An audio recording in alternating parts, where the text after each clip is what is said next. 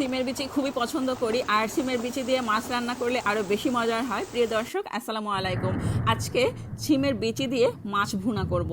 আর আজকে আমি এখানে দেশি মাছ নিয়েছি, শিং মাছ, কই মাছ নিয়েছি।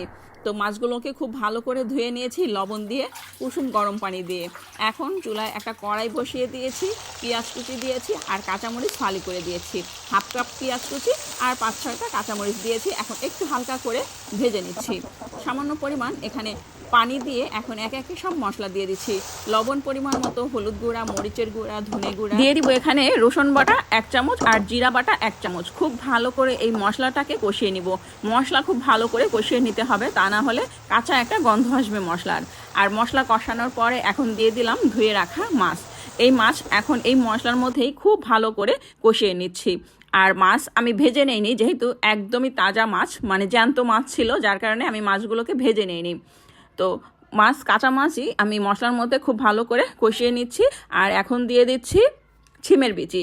আর আমি সবসময় সিমের বিচি খেতে খুবই পছন্দ করি। আর এই সিজনে যেহেতু সিম পাওয়া যায়, সিমের বিচি পাওয়া যায়, তাই সিমের বিচিতে প্রচুর পরিমাণে ভিটামিন থাকে। তো যার কারণে সিমের বিচি মাঝে মধ্যেই খাই, মানে 2-1 দিন পর পরই সিমের বিচিটা খাওয়া হয়। আর মাছ দিয়ে রান্না করলে আরও বেশি মজার হয় খেতে, অথবা নিরামিষ করলেও খুব ভালো লাগে খেতে। এখন এখানে দিয়ে দিব আলু। ছোট করে, ছোট যে আলুগুলো আছে, আলুগুলোকে কেটে নিয়েছি। আর এখন আলু দিয়ে দিলাম। আবারও খুব ভালো করে আলু দেওয়ার পরে কষিয়ে নিব। আর কষিয়ে নেওয়ার পরে এখানে ঝোলের পানি দিয়ে দিব। আজকে এই মাছ দিয়ে সিমের বিচি মাখা মাখা করব, বেশি ঝোল রাখবো না। মাখা মাখা করলেই খেতে বেশি ভালো লাগবে। এখন এখানে গরম পানি দিয়ে দিচ্ছি। আর গরম পানি যে কোনো তরকারিতে দিলে তরকারির স্বাদ দ্বিগুণ বেড়ে যায়। তো ঝোলের পানি দেওয়ার পরে এখন ঢাকনা দিয়ে ঢেকে দিতে হবে। তরকারিতে যখন বলক চলে আসবে, এখন দিয়ে দিচ্ছি টমেটো। আর টমেটোটি দিলে যে কোনো তরকারির স্বাদ আরও দ্বিগুণ বেড়ে যায়। সবশেষে আমি এখানে ধনে পাতা কুচি দিয়ে দিচ্ছি।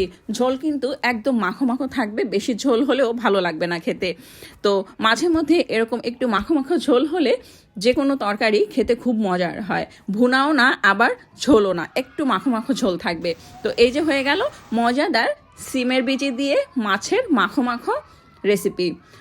এই রেসিপিটি খেয়ে দেখবেন এতটাই মজার হয় গরম ভাতের সঙ্গে।